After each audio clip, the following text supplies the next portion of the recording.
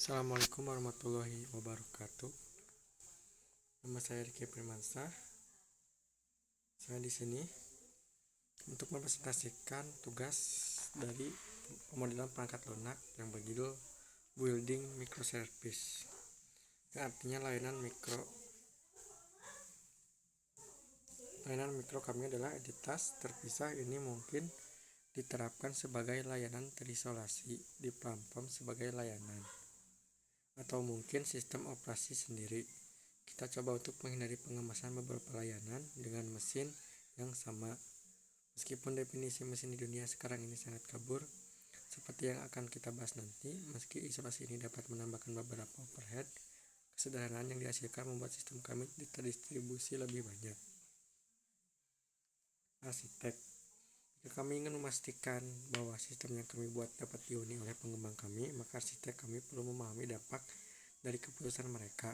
Setidaknya ini berarti menghabiskan waktu dengan tim, dan idealnya itu berarti para pengembang ini sebenarnya menghabiskan waktu untuk membuat kode dengan tim juga. Bagi yang berarti berpasangan programming, itu menjadi masalah sederhana bagi seorang arsitek untuk bergabung dengan tim sebentar periode sebagai salah satu anggota pasangan. Idealnya adalah harus mengerjakan cerita biasa untuk sangat memahami seperti apa pekerjaan normal itu. Saya tidak bisa menekankan betapa pentingnya itu agar arsitek benar-benar duduk bersama tim. Ini jauh lebih efektif daripada menelpon atau hanya melihat kodenya. Integritas. Melakukan integrasi dengan benar adalah satu-satunya aspek terpenting dari asosiasi teknologi. Dengan microservice menurut saya lakukan dengan baik, dan layanan mikro Anda mempertahankan otonomi, memungkinkan Anda untuk mengubah dan melepaskannya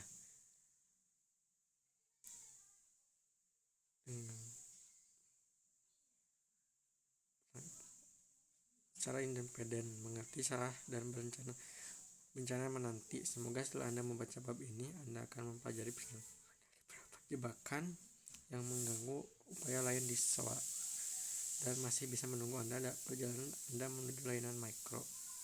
Ada serangkaian opsi yang membingungkan di luar sana tentang bagaimana satu layanan mikro dapat berbicara lain, tapi mana yang benar, SOAP, XML, RPC, beberapa protokol baik selama ini, tetapi sebelum kita melakukannya, mari kita pikirkan apa yang kita inginkan teknologi apapun yang kami pilih.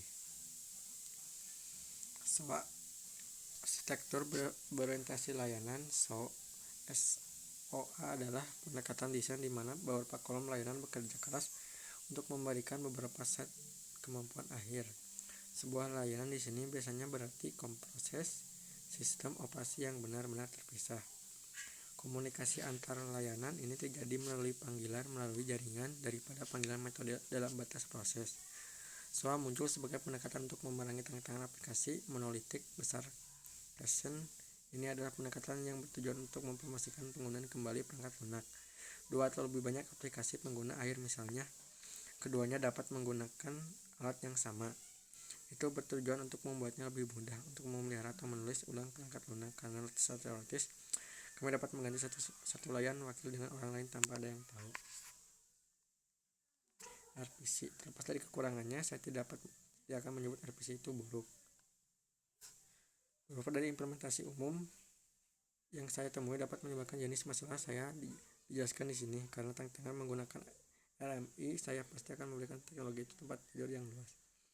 Banyak operasi termasuk dalam model berbasis RPC dan mekanisme yang lebih modern seperti penjaga protokol untuk menghemat mengurangi beberapa dosa masa lalu dengan menghindari kebutuhan rilis kunci langkah dari kode clean dan server.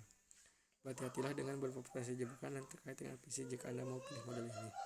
Jangan abstraksi panggilan jarak jauh Anda ke titik di mana jaringan berada benar-benar tersembunyi, dan memastikan bahwa Anda dapat mengembangkan antar muka service tanpa tahu bersikeras pada peningkatan kunci langkah untuk clean, menemukan keseimbangan yang tepat untuk clean Anda. Misalkan menulis. Langkah pertama adalah melihat kode itu sendiri dan melihat bagian mana yang ditulis dari database. Praktik umum memiliki lapisan repositori yang didukung oleh semacam rangka kerja seperti Hibernate.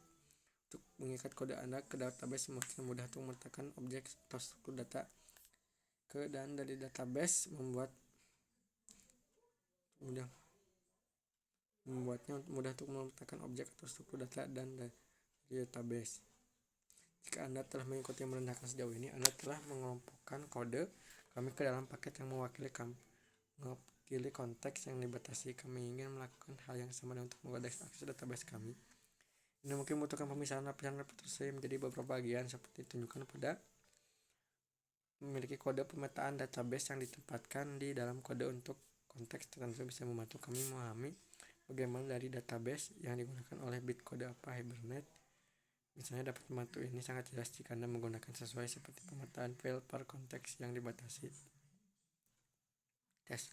Dunia pengujian otomatis telah berkembang sejak saya pertama kali mulai menulis kode, dan setiap bulan tampaknya ada beberapa alat atau teknik baru untuk membuatnya seimbang lebih baik. Namun tantangan tetap ada, seperti bagaimana menguji secara efektif dan efisien. Ketika itu mencakup sistem terdistribusi, memecahkan masalah asosiasi dengan pengujian sistem yang lebih halus dan menyajikan beberapa solusi untuk membantu Anda membuatnya.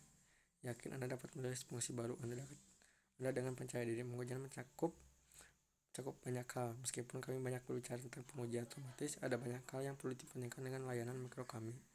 Telah menambahkan yang lain tingkat kerumitan memahami jenis tes apa yang kita jalankan. Adalah penting ingin membantu kami menyeimbangkan kekuatan dan terkadang berlawanan dalam memasukkan perangkat lunak. Kami produksi secara mungkin persis memastikan perangkat lunak kami memadai kualitas.